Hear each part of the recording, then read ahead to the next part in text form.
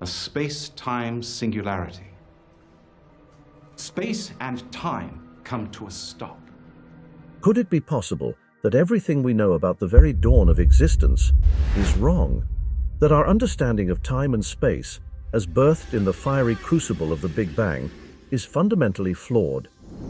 It's a staggering concept, one that overturns centuries of scientific wisdom. As new studies hint at a universe far older than we ever imagined, we can't help but ask, how can such profound questions even arise in the world of cosmology? Yeah, it's about cosmology and about the questions that cosmology raises. So if you're interested in the science of how did the universe begin, even questions of what may have been there, is the universe eternal? Is there such a thing as before the Big Bang? What is the future of the universe? How does complexity emerge spontaneously in a universe? I mean, we sort of take it for granted that there's a Big Bang and it's all hot and there's just this kind of hot glow of stuff. And out of that, spontaneously, in 13.8 billion years, you get something like the Earth with a civilization and life on it. So how does that, do we know anything about that? I mean, we do. I'm asking the question rhetorically. So it's really about showing the size and scale of the universe, but addressing those questions that I think everybody has about what does it mean to be human, this tiny little finite life that we lead in a possibly infinite universe. How do you make sense of that? Traditional scientific wisdom places the age of our universe at about 13.7 billion years, following the explosive event we call the Big Bang. Yet, a groundbreaking new study suggests something unimaginable. Our universe could be almost twice as old, a mind-boggling 26.7 billion years. Through the keen eye of the formidable James Webb Space Telescope, we observe galaxies forming surprisingly early, a mere 300 million years after the Big Bang. Their unexpected maturity and mass stir profound mysteries. These early galaxies are oddly small, a puzzle that defies our existing cosmological understanding. But could there be a radical reinterpretation of the redshift theory? By considering this as a hybrid effect, not merely due to cosmic expansion, it might be possible to extend the time frame for these early galaxies' formation. What if we took into account evolving coupling constants, a notion that first emerged from the annals of theoretical physics? What if our concept of the cosmological constant was not just about dark energy fueling the universe's expansion? What if it also reflected the evolution of coupling constants, potentially solving the riddle of the small early galaxies?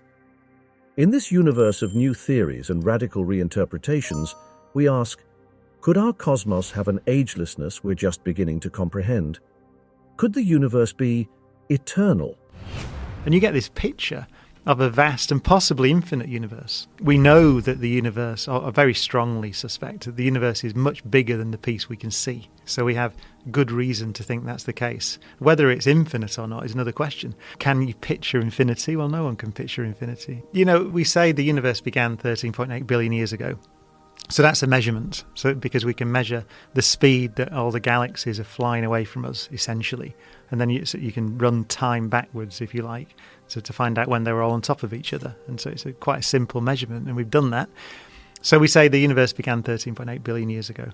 But actually, all we know really was the universe was very hot and very dense at that time. And we have some theories that the universe was in existence before that, and perhaps some sort of circumstantial evidence. And that means that actually the universe could have always been there, eternal.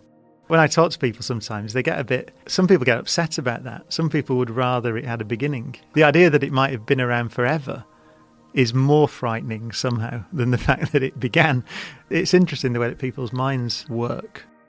The Big Bang Theory, our prevailing understanding, portrays a universe emerging from a singularity, an intense point of infinite density. It proposes a universe with a distinct beginning, evolving over 13.7 billion years. But with these fresh theories and staggering revelations, we're compelled to wonder, could the universe be eternal? This audacious proposition of a 26.7 billion-year-old universe must still pass the test of rigorous peer review. Our scientific community will carefully scrutinize this claim, juxtaposing it with the existing understanding of our universe's age within the framework of Big Bang cosmology. Any recalibration in our cosmological model won't be sudden, but a cautious, methodical progression based on empirical data. As we ponder these questions, we're confronted by the sheer magnitude of cosmic time and space. For us humans, evolutionarily attuned to far smaller scales, grasping such enormity is daunting. Consider this: there are an estimated 2 trillion galaxies in the observable universe. The human mind reels at such a number, a testament to the awe-inspiring scale of the cosmos. No scientist can picture that number, even the small number, 200 billion. And then when you say 2 trillion galaxies, I challenge anyone to be able to picture that. But it is the reality that we've observed. We haven't counted all 2 trillion, by the way. We have a thing called the Sloan Digital Sky Survey, which maps the positions of galaxies. So you know how much of the sky you've surveyed, and you know how many galaxies you've counted, and then you can spread that across the wider universe.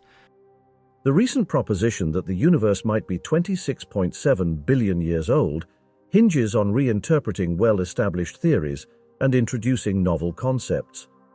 The redshift, traditionally viewed as an evidence of cosmic expansion, could also reflect energy loss by photons traveling vast cosmic distances, a hybrid concept that combines with the tired light theory. Adding to this is the idea of evolving coupling constants, fundamental constants that govern particle interactions and may have changed over cosmic time. If true, this allows for a greatly extended window for the formation of those early mature galaxies we see.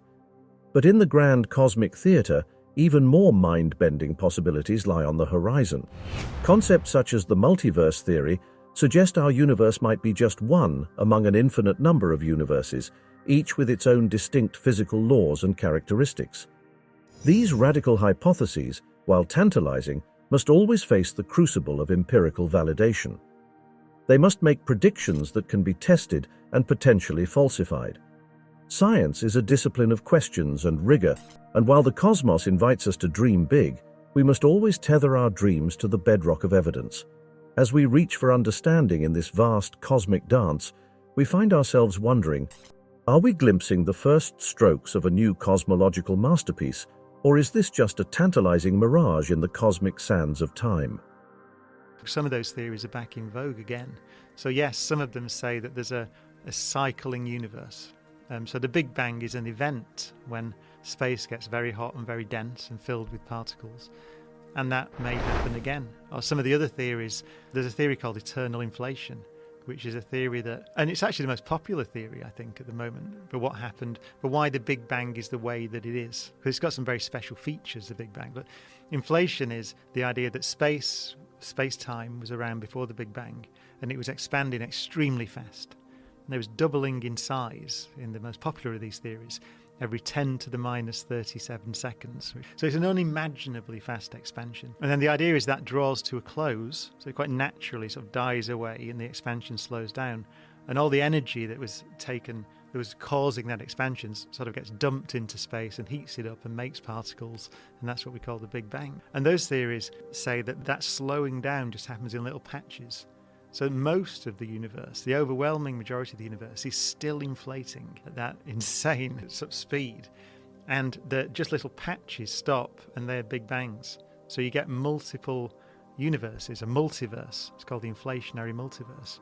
And we are in one of those bubbles. And that's one of the more popular theories. As we traverse the expansive cosmos of knowledge, we grapple with compelling propositions and questions. Could our universe be twice as old as we currently estimate? Is it possible that the redshift we observe is not just evidence of cosmic expansion, but also reflects photons losing energy as they journey through cosmic distances? Could the coupling constants, fundamental elements that govern the universe, have evolved over cosmic time, allowing ancient galaxies more time to form and mature? And beyond this universe, could there exist a multiverse, an infinite ensemble of universes, each with its own distinct characteristics? These are profound questions that push the boundaries of our understanding and invite us to redefine our place in the cosmos. But as we explore these exciting new vistas, we must never lose sight of the anchor of empirical evidence. The Big Bang Theory, our prevailing model of the universe's birth and evolution, is strongly supported by observational data. It has stood the test of time and countless scientific scrutinies. So, as we set sail on this cosmic voyage of discovery, We do so guided by the compass of scientific rigor, ever mindful that the ultimate arbiter of truth in our universe is the evidence we can observe and verify. As you look further out into the universe to more and more distant galaxies, you're looking further back in time. Because you look at something that's 1 billion light years away, then the light took 1 billion years to get to us. So you see it as it was 1 billion years in the past. And we can actually look so far out that we can see almost back to 13.8 billion years ago, which is very close to the Big Bang. So we can look to light that began its journey before there were galaxies. And that's the oldest light in the universe, which is, by the way, one of the pieces of evidence when people say, I don't believe in the Big Bang. The answer is, well, you can see it. We have pictures of it. That light, it turns out that there are sort of structures or ripples in that light, which we can use as a ruler. So quite literally, as a ruler on the sky. And then because that light's been travelling through the universe, we can see how that ruler has been distorted as the light has travelled through space. And so we can infer whether space is flat or curved or how it's warps, if you like, just from that measurement.